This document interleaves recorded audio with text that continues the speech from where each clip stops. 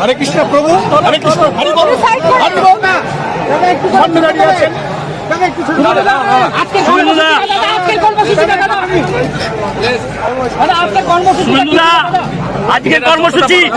আজকের কর্মসূচি শুভেন্দুরা দায়িত্ব নেওয়ার পরে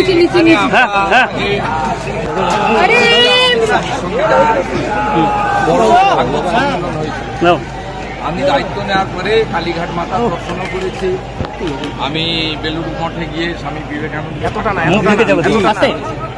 ক্যামেরা নামান জৈন মন্দিরে গেছি, লক্ষ্মীনারায়ণ মন্দিরে গেছি। আমার ইস্কনে আসার একটা মনে কাছে ইস্কনে এসে রাধা মাধবের দেখে যাবে সেবা করা, শ্রীলা প্রভুপদের চরণে প্রণাম নিবেদন করা, শ্রী চৈতন্যদেবকে স্মরণ করা, মুখ ঢেকে যাবে শোনা, শোনা এবং গীতার বাণীকে গ্রহণ করে আগামী দিনে মানুষের কল্যাণে যাতে আমরা কাজ করতে পারি, পশ্চিমবঙ্গ যাতে আগের মতো তার হিত গৌরব করতে পারি, তাই প্রার্থনা নিয়ে এসেছি।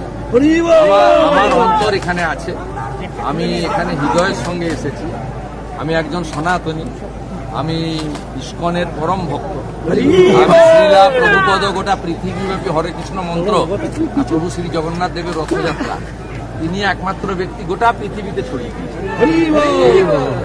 আর বড় ইসকনের তরফ থেকে কি কোনো কিছু এরা নিঃস্বার্থভাবে প্রচার প্রসার করে এই জায়গায় অপমানিত আপনার তো দরকার নেই। শ্রীলা প্রভুপদ ঠাকুরের মহাগুরুর যে আশীর্বাদ তাকে তিনি করেছেন। আর আমার সঙ্গে আমাদের অনেকগুলো নাম হট্টের, আমি বছরে 3 বার রাধা মাধবের অভিষেক করি।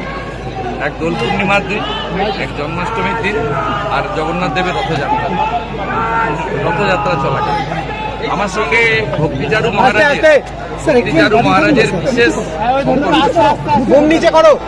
তিনি যখন মেদিনীপুরে যেতেন আমাকে ডেকে পাঠাতেন এবং আমরা প্রসাদ দিতাম। আমার স্মৃতি আছে, আমি এখানে এসেছি, আমরা একসঙ্গে অনেক কাজ করবো।